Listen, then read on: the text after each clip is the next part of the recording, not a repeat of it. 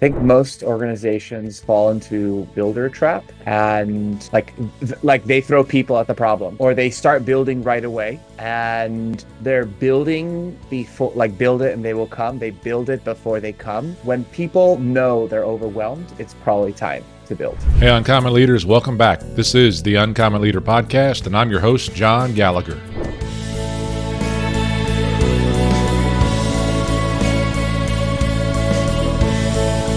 Ernesto Mandowsky, welcome to the Uncommon Leader Podcast. It's great to have you on the show. I'm looking forward to our conversation. How are you doing today? I am energized. I'm great. How are you, John? I'm doing very well. Also, thank you for asking, and I look forward to hearing more about energized. But you don't get any free rides, so I'm going to start you off with the first question that I start every first-time guest on the Uncommon Leader Podcast, and that's to tell me a story from your childhood or your youth that still impacts who you are today as a leader or as a person. When I was 18, it was my last year of college, last year of high school. And the week before graduating, I met a guy who owned 6 restaurants. And through talking to him, it's like, what do you do? It's like, oh, I own 6 restaurants. I'm like, oh, you could own restaurants? That's so cool. And 3 months later, when I was in Europe, on a Euro trip, I went and visited one of his restaurants. And in that restaurant, he had the special table, and I sat down and they started bringing the wine and the cheese and the bread, and everything was special. And the waiters came at every moment just to check in on you. How are you doing? And that experience left such an imprint on me. One, oh my God, this is such a cool thing that you could do. You could own restaurants. And two, you could you could create an experience where you could take such good care of guests, such good care of people, and use food as kind of a backdrop for that. And so for me, I kind of bring this energy of hospitality in everything that I do still today. It inspired my career in hospitality. It inspired my core value of hospitality, one of my 2 core values. And I'm definitely a real foodie. Love that. Well, being energized and being in the hospitality business, if you will, or being good at it, having a core value, those 2 things have got to go pretty much hand in hand. So tell me a little bit about that journey then that's led you to being the CEO of CPD Advisors today. What does your organization do? Who do you help? And how are you impacting people today, impacting the world? Yeah, so most growing organizations, they don't have time to assess the right way to grow, the right systems to use. I mean, growing organizations are exploding. They're 2xing, 5xing in customer growth. They're making sure they deliver a great service, which causes a lot of operational debt. Systems aren't connected. People are getting frustrated. Burnout is creeping. It's quiet. And what we do is we come in and we support teams with setting up integrated systems so that everyone can bring their best self to work, free up time, increase efficiencies, and ultimately result in higher profitability and more wins all around. The company started about 4 years ago during COVID. I reached my dream job. I reached my pinnacle. I created a dream job at the intersection of restaurants, systems engineering, and technology through becoming a restaurant analyst at Landry's, which was one of the largest privately held restaurant groups in the country. Through that experience and creating my dream job, I realized that wasn't my dream anymore. The job part was not really a dream. And the dream was to be an entrepreneur, to start my own company. I wrote a book called Newbie, and Newbie is spelled Newbee. And that was my story of how I created this dream job at the intersection of restaurants and tech and systems engineering. And we realized that actually we're all inspired by bees and cross-pollination being the second core value of my business. We're all kind of extracting these insights from different flowers in our lives and creating this unique honey. And so when I started my company, CPD Advisors, we help organizations cross-pollinate more effectively helping their people go from project to project to meeting to conference to event to Google Sheet to Google Docs, Slack, to all these different flowers inside of our space, and facilitate the transfer of information so that everyone can create and improve that honey that every company is building without the crazy burnout and anxiety that comes with being in a company that's in hyper growth. Ernesto, I love hearing that. And being an engineer myself, certainly the implementation of systems, whether it be in some of the things you're talking about with regards to how we move information or in manufacturing, I think the two go in hand, which I've done kind of the system work in manufacturing and healthcare with the actual movement of equipment, materials, and people. And you're talking about doing that in a big way in terms of information. And certainly what we have right now in our work is a dearth over information that can't be used. So I'm looking forward to hearing, one, how you take organizations through those steps to improve, but even a story of a victory that you had, because that's what folks want to hear. And what I'm hearing you say as you go forward, as you're helping these smaller organizations get out of the minutia of handling all the information and giving them the opportunity to focus on really the things they want to as a big business. So you go into these organizations, you take a look at what they do today. What are some of the biggest barriers that you see when you go in of that these owners or operations folks are doing in their business? Probably not a surprise, but the resistance to change, the resistance to new tools. Some 32-year-old comes in and starts saying, oh, we're going to optimize everything. And just like when I was working at the Palm, I would come in as a 28-year-old with my orange glasses saying, we're going to fix everything. And the owner, who was 72, grew it from 1 to 24 restaurants, saying, what does this kid know? But when we start working with organizations, we start to create big wins for them. And or at least the awareness of what I'm offering is critical. So a very simple question that I ask is, hey, what does your customer journey look like? And they start telling me and telling me and telling me. I say, great, can you show me? Can you show me the steps? Because when you actually map out the steps of your customer journey, you could streamline that to create magic. You can start to identify the potential breakdowns or the manual opportunities that you could use automation so that instead of serving 10 clients, you can now serve 50 clients with the same amount of people. So really mapping out that customer journey is the first step that any business at any size can do to recognize, oh, okay, this is what it looks like. This is how we could start to improve it.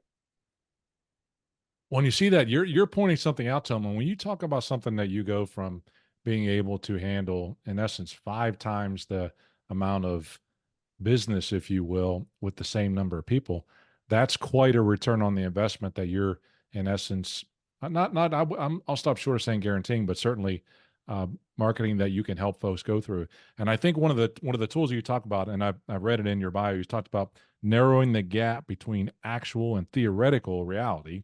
So that in their theory, they have this in their mind, but you're actually able to show them. And you refer to that sometimes as the cost of chaos. What is this cost of chaos? Because that's another one of the barriers that I think organizations don't even know. They don't even see it. So there's 2 things. One, there's a theoretical reality that clients don't realize they can serve the 50 clients. Like they don't think it's possible. But when we show them, when they show me, when we create that map, I straight up tell them like, hey, it takes you 14 man hours to serve this one client.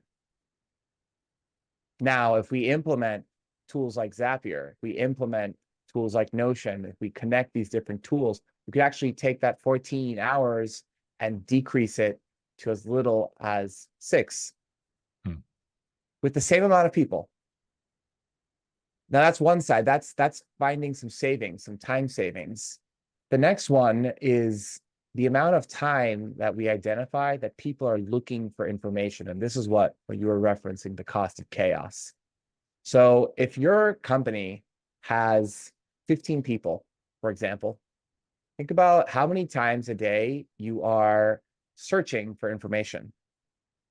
So if you're 15 people and you are searching for information, let's say 30 times a day, and each time it takes you 2 minutes to find that information, and a quarter of the times you have to ask a colleague for the information, and then that colleague has to stop what they're doing and spend 2 minutes to ask for that information. And everyone's hourly rate is $50 an hour because maybe you're paying a healthy salary of $100,000 a year. That is over $4 million a year in just like asking questions because you don't know where your data is. And so, I mean, I literally have a spreadsheet that I show clients. I walk them through these key figures, and they can figure out for themselves. But it is insane how many times a day you're looking through your Google Drive for a file, or you're looking through HubSpot because you need this contact that it's not on your phone, and it's so many cuts that are just killing any organization's ability to execute. And it's these invisible costs that never make any P&L that is sabotaging your organization. The cost of chaos, looking for stuff. To your point, whether it be information, again, in the lean world, we teach us the 5 S's: sort it out, straighten it out, shine it up, Yeah. put a system in place to sustain it, and then go back and audit it once in a while. But I wish you weren't looking right at me when you talk about, looking through Google Docs and for different information on clients. And so let's talk about that right now. Like, you get the chance to sit in front of them. If you're talking to folks on this call, I mean, they're small businesses.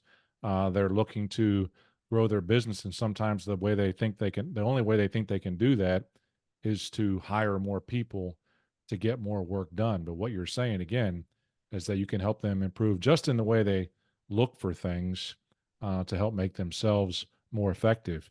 How do organizations know in their daily work? Tell them, how do they know when it's time to start looking at putting a system like this in place?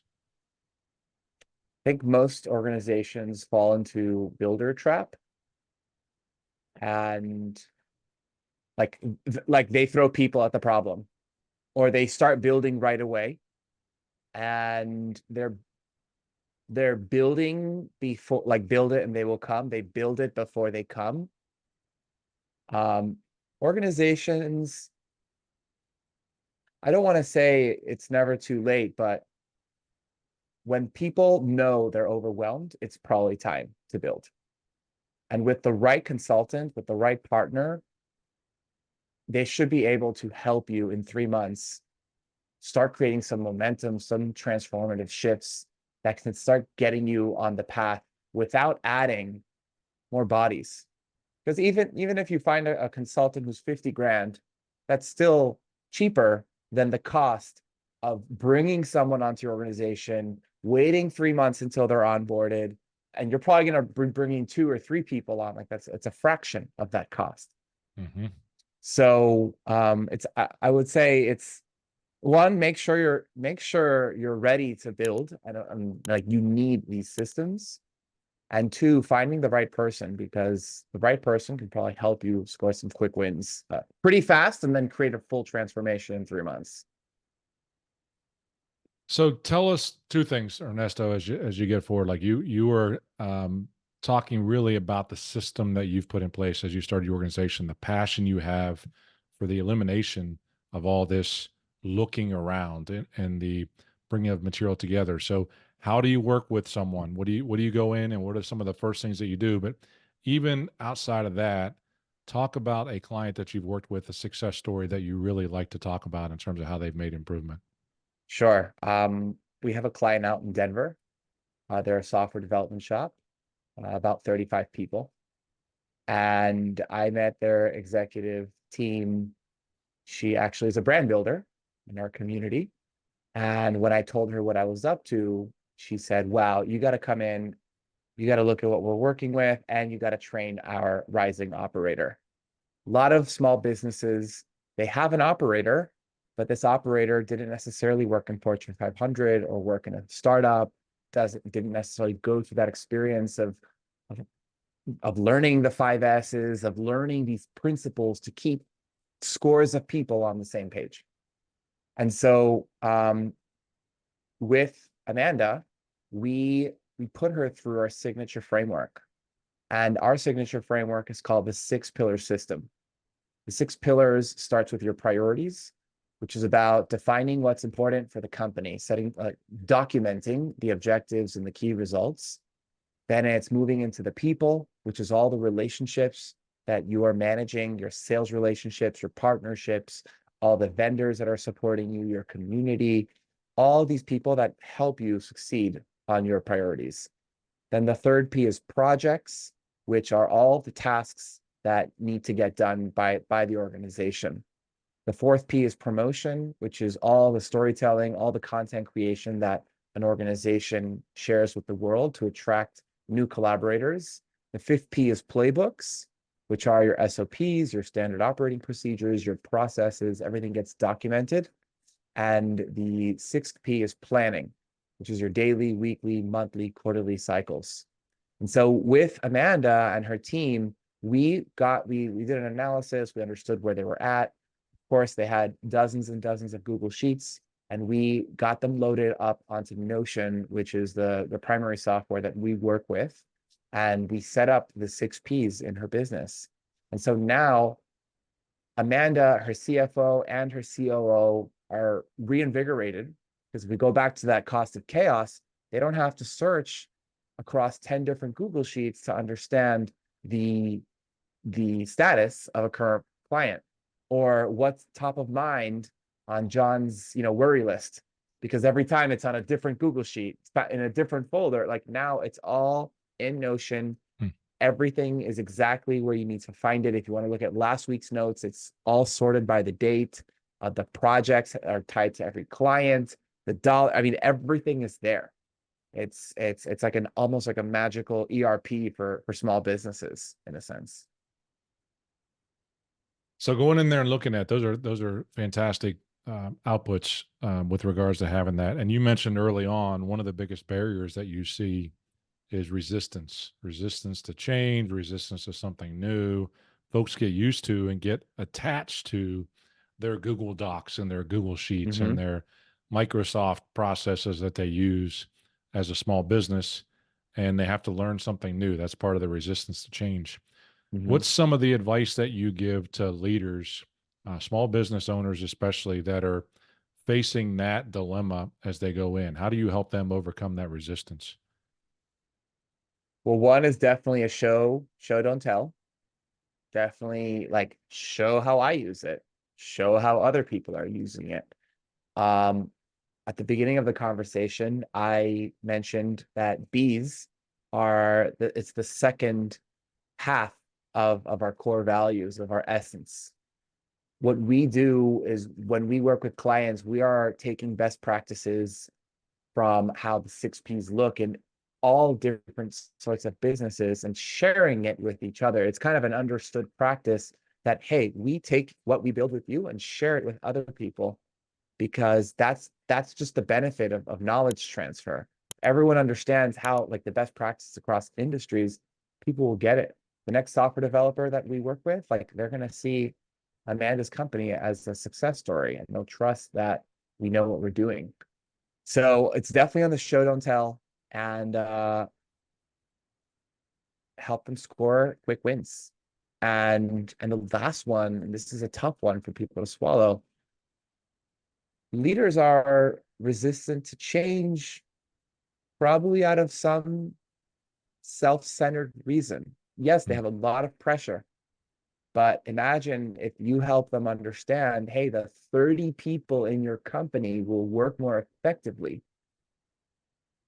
That's a different conversation versus, my own ego and my own fear of change. If 30 people are going to now double their productivity, that's exponential gains across at the end of the day. Well, you touched on an ego standpoint. I mean, no doubt these are smaller businesses. It may be that owner started this company, bootstrapped this company up on their own. They have it working a certain way. And if someone's able to come in and show them where they could be twice as productive with the same number of folks, their ego may get in the way and say, have I done it, bad for so long? But again, what I hear you saying ultimately is that they've just become accustomed to doing it that way. And sometimes it takes a different lens, somebody coming in from the outside to see things just a little bit different to help them go forward. I have something because I've seen like continuous improvement be a part of your journey as well in terms of how you're teaching. So let's talk about you for just a little bit here, Ernesto. How do you stay up on all the different things? You mentioned Notion and Zapier and tools that are being used. Obviously, AI continues to be a big topic of discussion in today's world in terms of making change. What are some disciplines that you have in place to keep you up and keep your product top notch to go forward? Yeah, well, I'm personally involved in a lot of the insider communities of the tools that I use. So I'm a Notion ambassador, and as a Notion ambassador, I'm inside like the Illuminati group in Slack, where it's all the ambassadors, and we're all ping-ponging and sharing best practices and wins and asking each other questions and supporting each other. And so I think for all service providers maybe that are listening, like be part, like become a partner of the tools that you are implementing, because being in those communities really help you stay abreast of like the newest features, the latest use cases, the latest results, how these can apply. um Secondly, i I'm a big writer. I like to write and like publish work a lot. Through doing that, you're kind of used to sharing your insights. I mean, we're both in the brand building community, Hmm. and that's what it's all about, like continuously sharing your insights and your lens on things. You become a better speaker, you become a better communicator through that practice, and it just helps you become I think a more effective professional. And Ernesto, then who's been a big influencer on you? who? And who's been a big influencer on you in terms of how you've developed your business, maybe your writing style or some of those things? Have you had a business book or a leadership book or an Yeah, influencer that you've followed? the the Conscious Leadership Group. It's brilliant, brilliant group. They wrote the book called The 15 Commitments of Conscious Leadership. And then more recently, I've read Reinventing Organizations, which is a book about self-management and how the evolution, like the next generation of companies, are going to be based not on the command and control model that is rooted in the industrialization of society over the last 100 years, but rather the evolutionary consciousness that we're all kind of moving towards, where everyone is empowered to do great work. And so that's really inspiring my work. And I view like my systems work as a foundation for to self-actual, so that people can self-actualize. Okay. When you think about all the things that you do, how do you use, in essence, what you teach to help you improve your business as well? I run on the 6 Ps. My you see my Notion page, and I've started to produce videos on YouTube sharing like how I use the 6 Ps for myself. I am a solopreneur. I do have a team of contractors, but through using the tool and the 6 Ps and the automation, like I'm able to have broad visibility across all of my projects, all my podcast episodes, all my courses that I'm building. I see pipelines for everything, all my collaborators. I'm keeping in touch with over 400 people on a week-to-week basis. And I know exactly like when's the next time I'm going to reach them? What is the next thing? Who was a podcast guest? Who was a host? Who was this? Who was that? I have funnels working in the background. I mean, it's kind of crazy when you take your own medicine and I like that when you take your experience own it. medicine, work your way through it, and you can see it Yeah. and continuously improve your product by using it on yourself as well in terms of what's happening. Ernesto, we've had a lot of fun. I can't believe how fast the time has gone. I just have a couple more questions for you, and I want folks to learn a little bit more about you. So, I read in your LinkedIn profile and one of the bios that you share with me that outside of all this work that you do on systems improvement and things like that, you are into CrossFit and Kala, a product you like to, and I'll say, I don't know exactly what that, you can probably tell us what that means, but let me ask you something here to bring it together, because I think it's a cooking thing in terms of what you do that you have fun doing. If you were going to bring CrossFit and Hala baking into a workout routine, What would that look Oh, like for wow. you? Woo. Well, CrossFit is definitely high energy. And we mentioned energy in the beginning. Like I'm Hmm. very into just like feeling amped and excited about whatever it is that you're up to. And challah, baking challah bread is has been such a like a reminder into honoring my heritage, my Jewish customs. Like I'm really big on tradition, not just on tradition, but like modernizing it with a twist. I mean, you see challah bread in the store and it's made with sesame seeds and or onion, like traditional flavors. When I make challah bread, I stuff it with Kalamata olives and za'atar or Nutella and banana. I mean, I make crazy flavors, ground beef, onions, like really insane flavors. And so it's kind of like this high energetic modernist tradition workout, which I mean, you could probably see a bunch of studios in New York, these crazy workout studios that embody all of that. But yeah, I like to bring kind of that fun energy into workouts or workshops, but for that matter. Well, it sounds like some of that bread then, and you put in with some of those flavored Nutella and those types of flavors. You would need the CrossFit workout afterward just to burn off the carbs that you have to go forward with It's as all well. balance. Uh, It's all balance. is make it happen, right? Ernesto, how do folks stay in touch with you? So people can, I love to connect with everyone in my network. I invite people to go to freesystemscall.com and book time with me. I mean, before working with anyone, I am always giving them initiatives that they could experiment with on their own. I share resources with them. I share YouTube videos I create. I share anything that I've already done just to help them going and to experience the magic of systems. And again, that's freesystemscall.com. And just hit the button and let's find time to chat. Excellent. I'll be sure to put the link in there. And I know folks can follow you on LinkedIn, and now you've updated your website as well. So we'll put the links to all those things in there, but freesystemscall.com. Ernesto, you've been a fun guest to have on the show. I'm glad we had a chance to have this conversation today. I know it's going to add value to the listeners of the Uncommon Leader podcast.